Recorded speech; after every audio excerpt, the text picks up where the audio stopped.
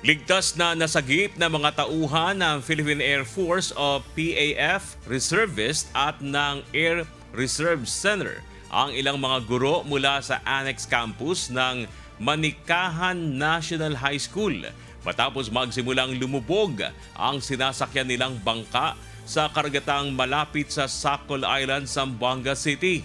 Papunta sana ang mga guro sa Sacol Island nang tumirik ang makina ng kanilang bangka at lumipat sila sa mas maliit na sasakyan. Dahil sa dami ng sakay at sa liit ng bangka, nagsimula itong pasukin ng tubig at halos lumubog. Sa kabutihang palad, nakasunod ang isang mas malaking bangka na sinasakyan ng PAF reservists at arsen personnel.